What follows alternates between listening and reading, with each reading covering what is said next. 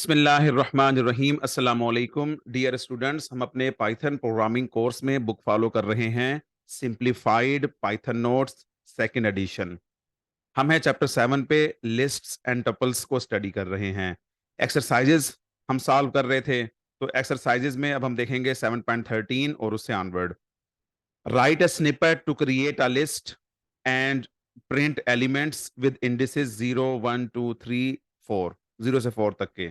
बहुत सिंपल सा काम आ गई है, तो कि आपने एक लेट्स सपोज बी नाम की लिस्ट क्रिएट की, उसमें 9 10 13 16 7.5 8 1 8.7 ये उसके जो हैं वो आ, आ गए हैं आपके पास एलिमेंट्स।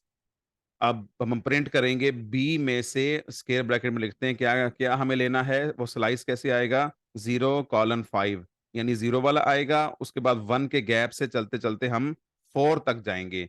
5 से पहले तक रुकना है 1 का गैप रखते हुए, तो 0 से 4 तक। तो इसको हम चाहें तो एग्जीक्यूट कर सकते हैं और हम देखते हैं कि वो एलिमेंट्स प्रिंट हो गए हैं। 9 10 13 16 7.5 ये शुरू के प्रिंट हो गए। Write a snippet to create a tuple and print its all elements in reverse order। Reverse order में प्रिंट करें, तो हमने एक टपल क्रिएट किया और प्रिंट करने के लिए रिवर्स ऑर्डर का मतलब क्या है कि हमने ये जब हम लगाते हैं कॉलन कॉलन 2 बार, तो इसका मतलब होता है गैप क्या रखना है।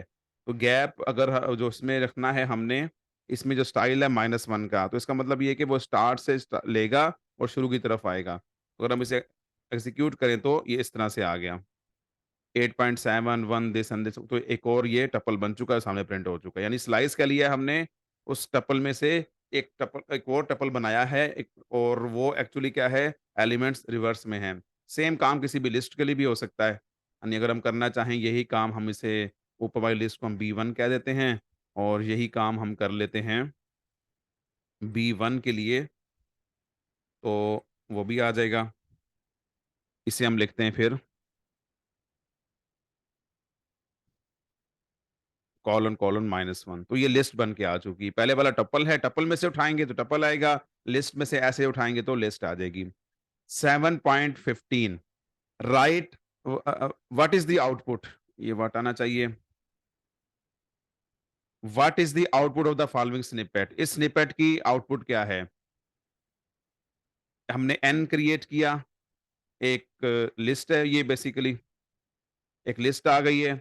उसके बाद क्या किया गया है, del n 2:5, n में से क्या एक्सेस कर लें, 2 से लेकर 9 से पहले तक, यानी इंडेक्स 2 से लेकर इंडेक्स 2 पे कौन है, 0 1, और ये इंडेक्स 2 पे 5 है। ये 3 4 5 6 7 8 और इससे अगला 9 पे 30 है। तो ये 5 से 23 तक का पोर्शन ये स्किप हो जाएगा। तो अगर हम इसे एग्जीक्यूट करें, ये हमने एग्जीक्यूट कर दिया। अब हम प्रिंट करवा लेते हैं नेक्स्ट स्टेटमेंट में, ये हमने प्रिंट करवाया तो ये चीज़ आ चुकी है। ठीक है जी, तो इस तरह से ये डेल करने से लिस्ट में से यूँ समझ लें कि इतना पोर्शन रिमूव कर दिया गया है। अच्छा, अगर आप चाहें तो रिमूविंग से पहले, एलिमेंट्स रिमूव करने से पहले और बाद में आप आईडी प्रिंट करवा लें।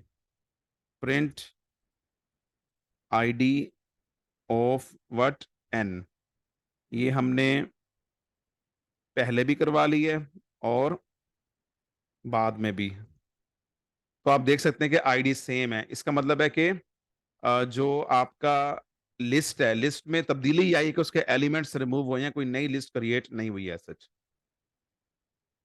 7.16 write a snippet to print the maximum and minimum value of a list आ जाएगा।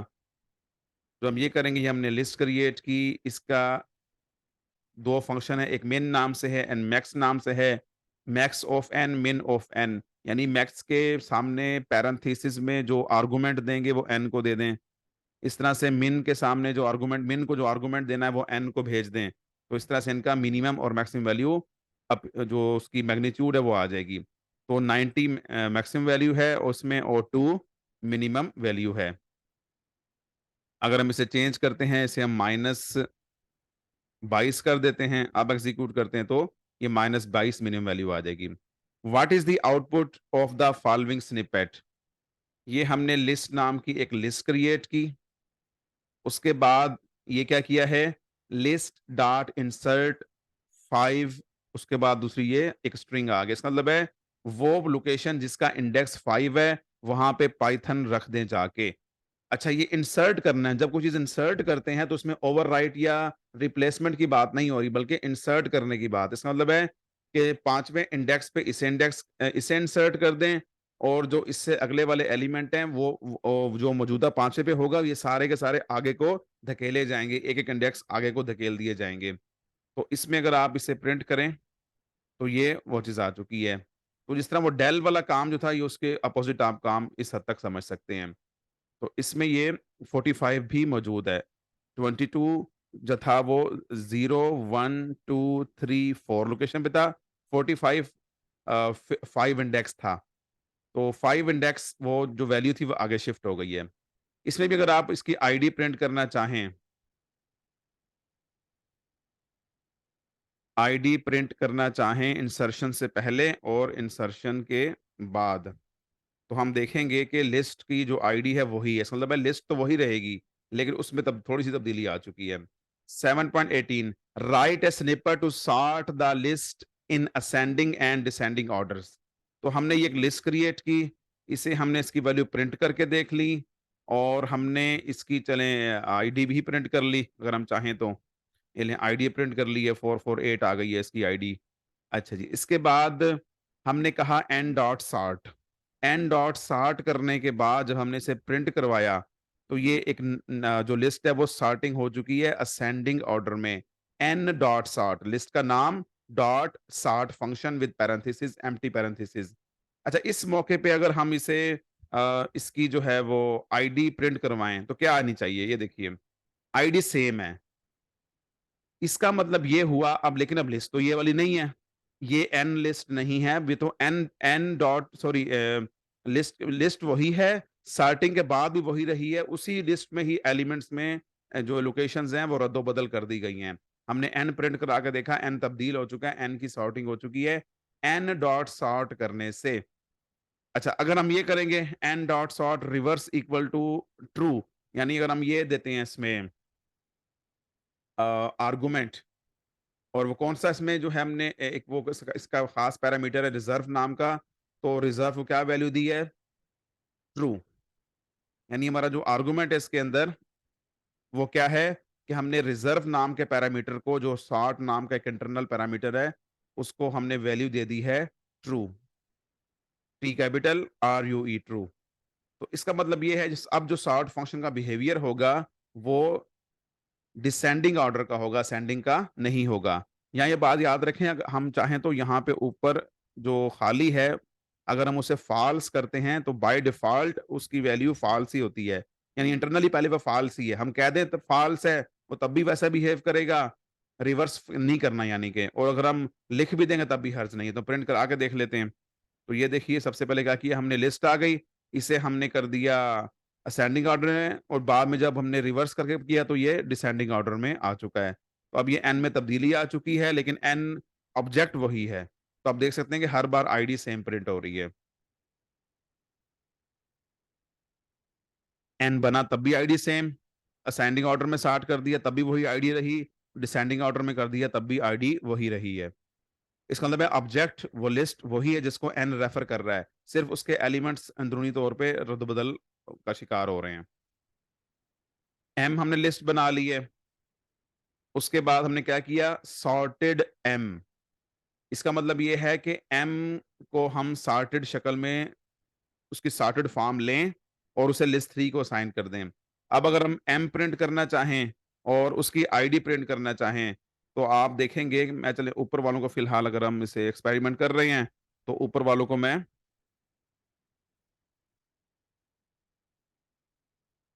कमेंट कर देता हूँ फिलहाल।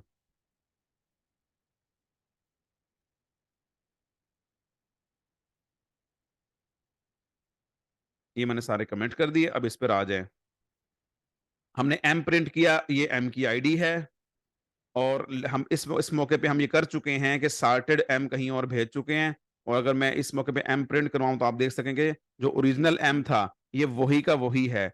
सॉर्टेड के बाद मैंने एम प्रिंट करवाया लाइन 20 पे तो उससे कोई फर्क नहीं आया। आईडी प्रिंट करवाई जो थी वो आ गई है। अब इसमें हमने लिस्ट 3 की वैल्यू प्रिंट करवाते हैं। तो वो देखिए कि लिस्ट 3 वो है जो एम की एम के एलिमेंट्स को लेकर सॉर्ट करने के बाद बनी है। एम में तब्दीली नहीं आई। ऊपर वाले केस में सॉर्ट एन डॉट सॉर्ट करने से सॉर्ट में की वजह से जो एन पर अप्लाई किया गया तो एन में तब्दीली आ गई। इसमें सॉर्टेड नाम के फंक्शन को एम दे रहे हैं। ऊपर क्या है एन पर sort function SORT function apply कर रहे हैं। इसमें सॉर्टेड नाम के फंक्शन को एम एज एन आर्गुमेंट दे रहे हैं। एम में तब्दीली नहीं आएगी, उसकी आईडी भी वही रहेगी। जबकि जो उस सॉर्टेड की वजह से जो चीज बनेगी, सॉर्टेड फंक्शन एक और लिस्ट बना देगा जिसके एलिमेंट्स एम वाले ही होंगे लेकिन असेंडिंग ऑर्डर में सॉर्टेड होंगे। और दूसरी चीज ये है कि लिस्ट 3 हमने असाइन कर दिया, लिस्ट 3 नाम के वेरिएबल को रेफरेंस उसका लिस्ट 3 बना दिया, उसे प्रिंट करवाया तो वो एक डिफरेंट चीज है। अच्छा यहाँ पे अगर हम एक ट्राई करें शायद इसमें वो चलता हो argument reverse is equal true अगर हम करें तो अब हम देखते हैं क्या बनता है। तो ये आर्गुमेंट वर्क करता है जी। सॉर्टेड के लिए भी एक और पैरामीटर को वैल्यू फिक्स कर सकते हैं हम और उसको उसमें डिसेंडिंग ऑर्डर आ जाएगी। बाय डिफॉल्ट वो ट्रू होता है, हम चाहे तो उसे फॉल्स कर सकते हैं। सॉरी बाय डिफॉल्ट वो फॉल्स है जिसकी वजह से असेंडिंग ऑर्डर में सॉर्टिंग होती है उस सॉर्ट वाले फंक्शन के लिए भी और सॉर्टेड के लिए भी। लेकिन अगर हम उसमें जो आर्गुमेंट के तौर पे पैरामीटर चेंज कर दें, पैरामीटर को वैल्यू दे दें ट्रू की, तो वो रिवर्स वो वाला पैरामीटर है तो वो यानी कि फिर वो रिवर्स दूसरे रुख पे कर देगा सॉर्टिंग, असेंडिंग के बजाय डिसेंडिंग कर देगा। 7.19 what is the output of the following snippet. तो ये स्निपेट हमने बनाया, इसमें देखे 2 स्टेटमेंट्स हैं लेकिन वो एक ही लाइन पे लिखी हुई हैं।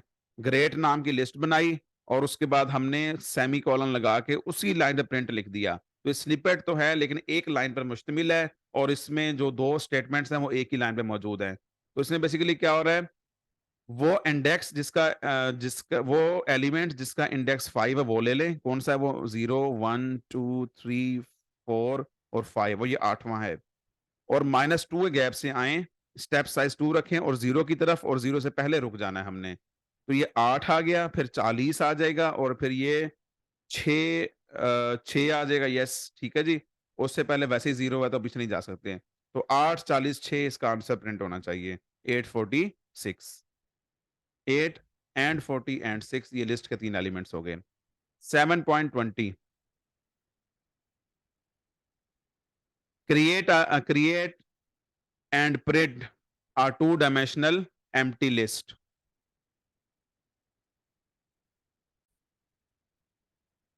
ये हमने एक लिस्ट क्रिएट की है, एल नाम की लिस्ट है, 2 डायमेंशनल लिस्ट है, यानी लिस्ट ऑफ लिस्ट होगी। तो ये पहली ब्रैकेट और ये आउटर ये यूँ समझ लीजिएगा लिस्ट बन गई और इसके अंदर दूसरे रुख पे यानी जो फर्दर एम्प्टी लिस्ट्स आएँगी वो इस तरह से आ जाएँगी। और अगर हम इसे प्रिंट करवाएँ तो ऑब्वियसली ये सिंपल ये ऐसे ही प्रिंट हो जाएगा एम्प्टी लिस्ट का। और ये हम पहले देख चुके हैं चैप्टर में कि हम एम्प्टी लिस्ट लेकर उसमें अपेंड करवा के हम या इवन एक्सटेंड करवा के भी उसको हम बढ़ा सकते हैं। अपेंड करवाएँगे तो हमें एलिमेंट बाय एलिमेंट इसमें चीज़ें डालनी पड़ेंगी। जबकि हम एक्सटेंड करेंगे तो कोई दूसरी लिस्ट उठा के एज़ इट इज़ जोड़नी पड़ेगी इसमें। ये हमने एक्चुअली एक्टिविटी परफॉर्म कर ली हुई है। 7.21 right the output of the following snippet. Line number 5 पे एक लिस्ट क्रिएट हो रही है, 2 डायमेंशनल लिस्ट है। इसमें एक ये लिस्ट हो गई है, ये दूसरी लिस्ट है 3 एलिमेंट्स की, पहली 4 एलिमेंट्स की है, दूसरी लिस्ट 3 एलिमेंट्स की है और तीसरी लिस्ट एम्प्टी लिस्ट है। ये लिस्ट क्रिएट हो गई है, हम चाहें तो इसे प्रिंट भी करवा सकते हैं, चलें हम करवा भी लेते हैं। हम इसे करते हैं प्रिंट लिस्ट, चलें जी। तो ये लिस्ट प्रिंट होके आ गई है हमारे सामने as it is obviously same वो चीज़ आ गई है। फिर इसके बाद ये हमने किया लिस्ट में से क्या उठाना है 0 2 लिस्ट के अंदर जो रोज पड़ी हुई हैं या जो लिस्ट पड़ी हुई हैं उसमें से वो उठा लें जिसका इंडेक्स 0 है, वो उठा लें जिसका इंडेक्स 1 है, 2 से पहले रुक जाना है, तो 0 और 1 वाली उठेगी। इसका मतलब है इतना पोर्शन आपके पास आ जाएगा। फिर उसके बाद लिस्ट 2 में क्या है कि आगाज़ से लेकर वहाँ तक जाएँ जहाँ तक इंडेक्स 1 है, उससे पहले तक रुक जाएँ। तो सिर्फ़ ये एक ही आएगा क्योंकि ये 0 इंडेक्स है और ये 1 है। इससे पहले रुकेंगे तो एक ही चीज़ बचती है 0 वही आ जाएगी। तीसरे में आ गया, या चलिए पहले हम दूसरे का देख लेते हैं इन 2 का। तो हमने देखा कि बल्कि अभी तो प्रिंट नहीं हुए आगे, इसकी प्रिंटिंग चलिए अभी बंद कर दें। ये L1 बन चुका है, उसे प्रिंट करवा दें, L2 बन चुका है, उसे प्रिंट करवा दें और इसे एग्ज़ीक्यूट करें। तो आप देखेंगे जैसा मैंने कहा था कि 0 टू का मतलब क्या है कि इस 2 डायमेंशनल में से 2 डायमेंशनल एक और उठकर आएगी, लेकिन सिर्फ़ वो रोज़ उठाएँगे जिसका इंडेक्स 0 और 1 है, तो वो 2 हैं ये। और तीसरे में सिर्फ़ 1 आ गई है, L2 के लिए। L3 के लिए 1 से शुरू करना है और आखिर तक जाना है। 1 कौन है? वो ये है। ये वाली लिस्ट 0 लोकेशन पर है, ये वाली लिस्ट जो है 1 लोकेशन पर है, यहाँ से लेके आखिर तक जाना है, तो हमें ये दोनों चीज़ें मिल जाएँगी। एक ये 3 एलिमेंट्स वाली और नेक्स्ट एक एम्प्टी लिस्ट मिल जाएगी। ये भी हम प्रिंट करवा के देख लेते हैं, तो ये हमारे पास आ गया। 7.22 exercise what is the output of the following snippet? ये हमने एक 2 डायमेंशनल लिस्ट क्रिएट की है। इसमें 3 रोज़ हैं यूँ समझ लीजिए और हर एलिमेंट एक स्ट्रिंग है, सिंगल लेटर वाला स्ट्रिंग है। अब वही चीज़ है कि आपने क्या किया, लिस्ट डॉट इंसर्ट, इस लिस्ट में इंसर्ट कर दें उस जगह पर जिसकी लोकेशन का इंडेक्स 1 है, यानी रो 1 वाली लोकेशन पे इंडेक्स कर दें। ये रो 0, फिर ये रो 1 और ये फिर ये रो 2। तो रो 1 वाली जगह पे इंसर्ट कर दें और जो यहाँ मौजूद है उन सारों को अगलों को एक-एक इंडेक्स आगे धकेल दें। तो अगर हम इसे प्रिंट करना चाहें तो यहाँ पर एक्चुअली इसमें प्रिंट लगा लेते हैं। प्रिंट लिस्ट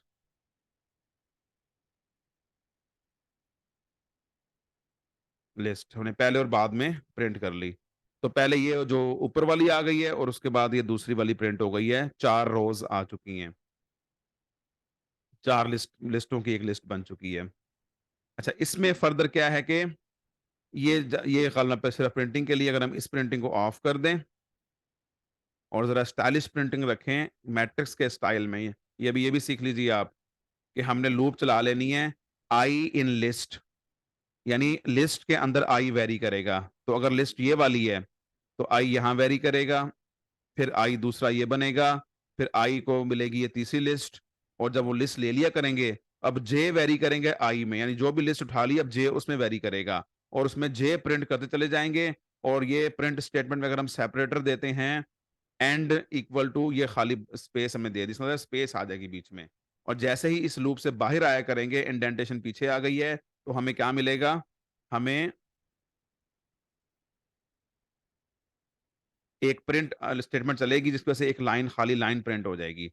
यानी हम नेक्स्ट लाइन पे मूव कर देंगे दूसरे लफ्ज़ों में। इसकी वजह से नेक्स्ट लाइन करैक्टर एक आ जाएगा। जबकि जो सेपरेटर लगा हुआ है, इसका मतलब है एक जे प्रिंट करें उसके बाद ये लगा दें, एक दूसरा जे फिर ये लगा दें, फिर तीसरा जे फिर ये लगा दें। जितने आई में जे वेरी करेगा, जितना आई के लिस्ट के अंदर जे वेरी करता जाएगा, वो हर बार जे की प्रिंटिंग के बाद एक स्पेस प्रिंट की जाएगी।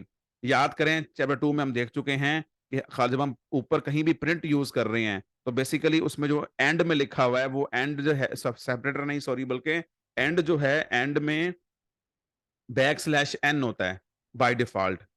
हम लिख दें तब भी ठीक, लेकिन लिखने की जरूरत ही नहीं हुई। बाय डिफॉल्ट उसकी एंड की वैल्यू एंड नाम के पैरामीटर की value backslash n quotes के अंदर हुआ करती है जिसकी वजह से कर्सर नेक्स्ट लाइन मूव कर जाता है। डिफरेंट प्रिंट स्टेटमेंट की वजह से डिफरेंट लाइनों पे आंसर प्रिंट होता है।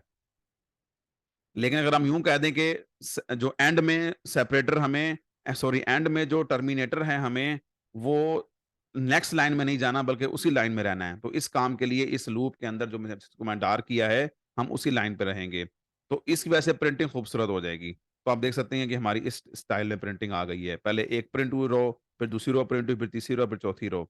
और रो के एलिमेंट्स के बिटवीन जो गैप है वो हम ये तय कर रहे हैं और जो अगली लाइन में सी के बाद जा रहे हैं अगली प्रिंट से पहले वो ये वाला प्रिंट तय कर रहा है कि नेक्स्ट लाइन में मूव कर जाओ। और अगर हम इसको हमने यहाँ से कंट्रोल सी ऊपर पेस्ट किया होता, यहाँ पे इंसर्ट करने से पहले, तो वो भी प्रिंट हो जाता। इसको चलो हम एहतियातन सिर्फ लाइन दरमियान में पैदा करने के लिए, चलो दरमियान में हम ये ऐसे डैश लगा देते हैं। ये प्रिंट करते हैं तो पहले यह मैट्रिक्स आ गया, अब बाद में एक नई रो इंसर्ट करने के बाद मैट्रिक्स आ गया। तो यूं हमारे चैप्टर नंबर 7 की एक्सरसाइजेस जो अभी सेकंड एडिशन में मौजूद हैं वो मुकम्मल होती हैं। Thank you very much. अस्सलाम वालेकुम।